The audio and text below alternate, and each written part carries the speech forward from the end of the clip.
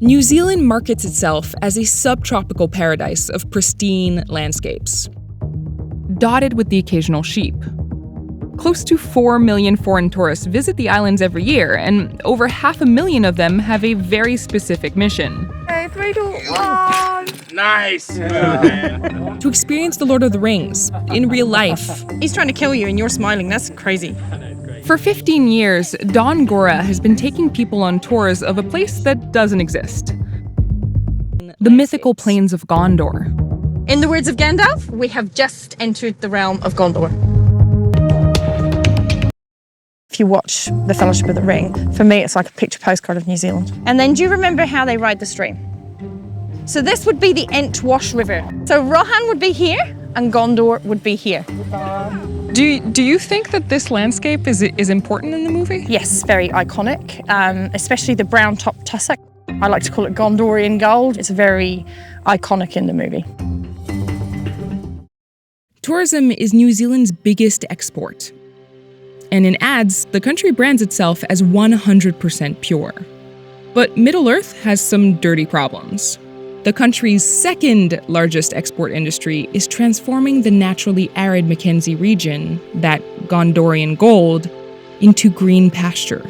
We've got quite a few dairy farms in the region, and so where 15 years ago the landscape was very like this, they now have big irrigators and it is green and lush with grass. If you took an overall view, you actually see circles right throughout the Mackenzie. This is big money.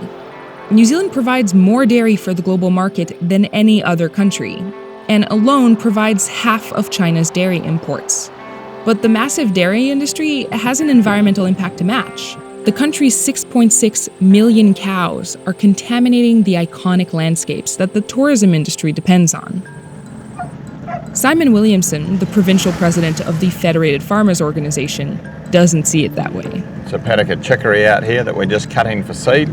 He manages a 9,000-acre farm in the Mackenzie Basin. The biodiversity in the soil is immense to what it was when we started. It's now got beautiful soil structure and farmers, that's what they do. They look after the land, don't they? And it's in their own interest. There's a few so-called intellects that like to knock on about it, but I don't think the rest of the country really buy into it. Dave Kelly and Anne Brower are two of those so-called intellects. They say turning the land from gold to green isn't just ruining the region's aesthetic. It's messing up the landscape on a fundamental level, turning Gondor into Mordor. You go to the Mackenzie, the biological values are not obvious, and I don't think the farmers understand them. And so you go into that system and you put irrigation and fertilizer on it. You are obliterating it. How important is the Mackenzie area from an ecological standpoint? Well, it's very important. It has unusual landforms, and as a result of that, it has a whole bunch of unusual plants and animals.